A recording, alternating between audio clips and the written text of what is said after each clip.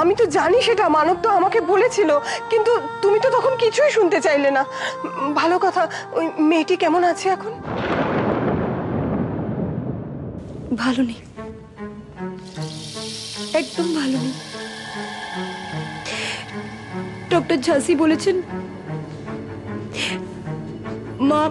মা নয়, সন্তানের মধ্যে যে কোনো একজনকে বাঁচানো যাবে।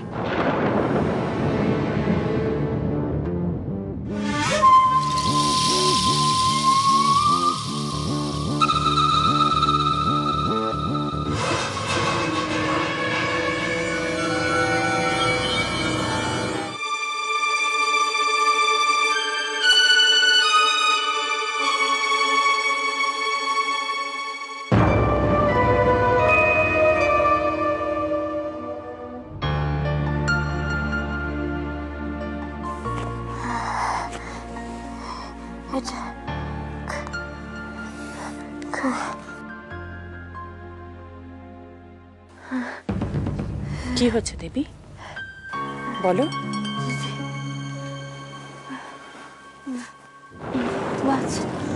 বাচ্চাটাকে বাঁচান, ওর বাবা মা আশা করে আছে আমার কথা ভাবতে হবে না। বাচ্চাটাকে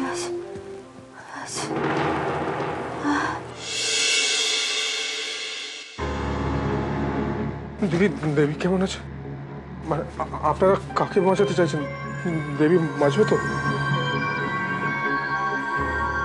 আপনার বোন তো নিজেই বাঁচতে চায় না।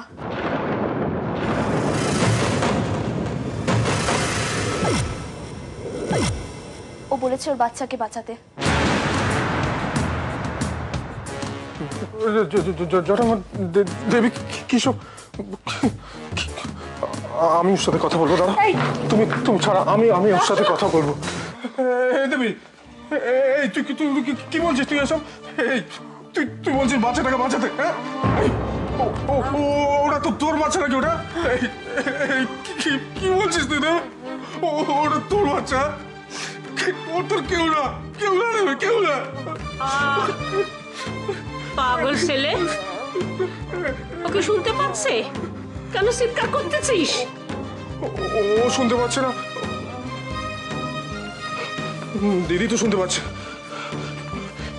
শুনে রাখুন দিদি, আমার বোনের যদি কিছু হয় আমি কিন্তু সব জানি তো বলে দিলাম। ও যদি কিছু হয় ওই বাচ্চা আমি ফেরত দেবো না। দাশু কি হচ্ছে কি? দাশু দেখো, ওর ব্রেনের উপর কিন্তু প্রেশার পড়ছে। তুমি এরকম করলে কিন্তু ওর অবস্থা আরো খারাপের দিকে যাবে। দাশু, তুমি যদি সত্যি ওকে ভালোবাসো তাহলে তুমি এক্ষুনি এখান থেকে চলে যাবে। যাও দাশু, তুমি বাইরে গিয়ে অপেক্ষা করো। খুব ভালোবাসি দিদি। মানব বাবা, তুমি জানো চিত্রা কোথায়? হ্যাঁ জানি, ওকে থানায় ধরে নিয়ে গেছে।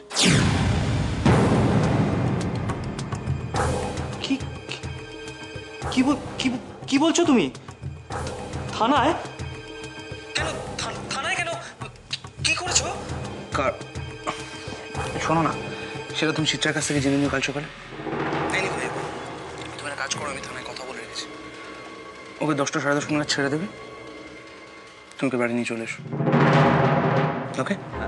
হ্যাঁ ঠিক আছে মানব, থ্যাংক ইউ। যদি দুজনের মধ্যে কাউকেই বাঁচানো না যায়, আমি নিজেকে কি করে জবাব দেব?